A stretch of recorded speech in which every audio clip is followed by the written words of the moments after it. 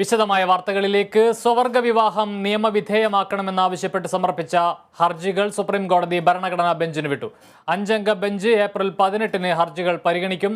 വാദം തത്സമയം സംപ്രേഷണം ചെയ്യണമെന്ന ആവശ്യം സുപ്രീം കോടതി അംഗീകരിച്ചു. വിവരങ്ങളുമായി ആന്റണി ജിസ് ജോർജ് ചേരുന്നു. ആന്റണി, ഒരു കൂട്ടം സ്വവർഗ ദമ്പതികളാണ് ഈ ഹർജി ഫയൽ ചെയ്തിട്ടുള്ളത്.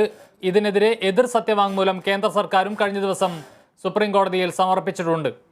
ഈ സാഹചര്യത്തിലാണ് ഭരണഘടനാ ബെഞ്ചിന് കേസ് വിട്ടിരിക്കുന്നത്. എന്തൊക്കെയാണ് വിവരങ്ങൾ?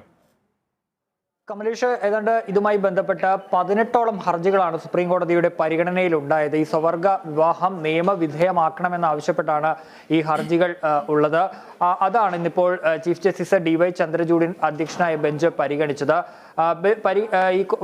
ഈ ഹർജി പരിഗണിച്ച കോടതി പറഞ്ഞത് ഇത് വളരെ സുപ്രധാനമായ ഒരു വിഷയമാണ്. അതുകൊണ്ട് തന്നെ ഭരണഘടനാ ബെഞ്ച് പരിഗണിക്കാം എന്നുള്ള ഒരു തീരുമാനത്തിലേക്ക് കോടതി എത്തുകയായിരുന്നു.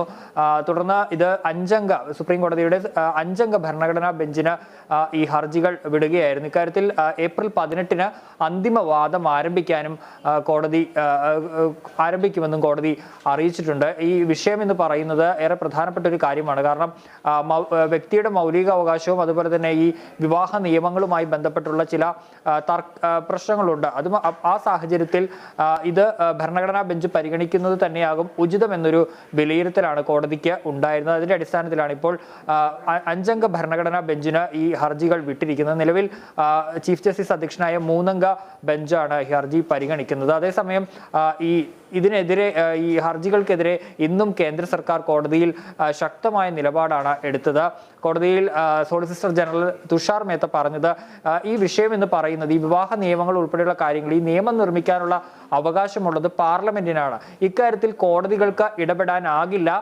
അതുകൊണ്ട് തന്നെ ഈ വിഷയം പാർലമെന്റാണ് പരിഗണിക്കേണ്ടതെന്നൊരു കാര്യമാണ് പ്രധാനമായും കേന്ദ്ര സർക്കാർ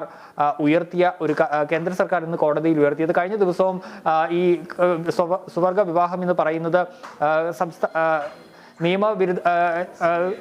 ഒരു ഭാരതീയ സങ്കല്പത്തിനോട് ചേർന്ന ഒരു കാര്യമല്ല എന്നുള്ളൊരു ഉൾപ്പെടെയുള്ള കാര്യങ്ങൾ ചൂണ്ടിക്കാട്ടി കേന്ദ്ര സർക്കാർ ഇന്നലെ സത്യവാങ്മൂലം നൽകിയിരുന്നു. ഈ 377-ാം വകുപ്പ് റദ്ദാക്കിയിരുന്നു. ഈ സ്വവർഗ ലൈംഗികത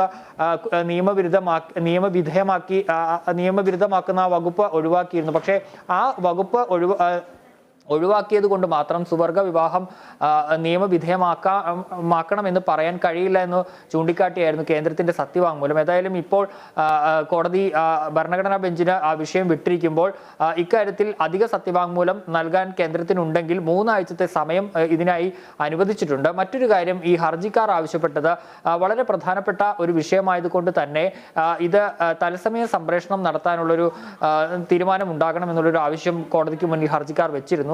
ആ സാഹചര്യത്തിൽ ഈ ഹർജി പരിഗണിക്കുന്ന ഘട്ടത്തിൽ ഇത് തത്സമയം സംപ്രേഷണം ചെയ്യാമെന്നും കോടതി അറിയിച്ചിട്ടുണ്ട്. കമലേഷ്, വ്യക്തമാണ്. സ്വവർഗ വിവാഹം നിയമവിധേയമാക്കണമെന്നാവശ്യപ്പെട്ടുള്ള ഹർജികൾ ഭരണഘടനാ ബെഞ്ചിന് വിട്ടിരിക്കുന്നു സുപ്രീം കോടതി. ഇത് സംബന്ധിച്ച് കഴിഞ്ഞ ദിവസം തന്നെ ഇത് ഭാരതീയ വിവാഹ സങ്കല്പങ്ങൾക്കെതിരാണെന്നും ഭാരതീയ സംസ്കാരത്തിനെതിരാണെന്നും ചൂണ്ടിക്കാട്ടി എതിർ സത്യവാങ്മൂലം കേന്ദ്ര സർക്കാർ നൽകിയിരുന്നു.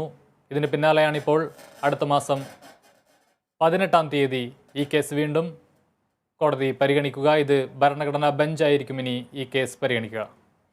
ആന്റണി ജിസ് ജോർജാണ് ന്യൂസ് ഡെസ്കിൽ നിന്നും വിശദാംശങ്ങൾ നൽകിയത്.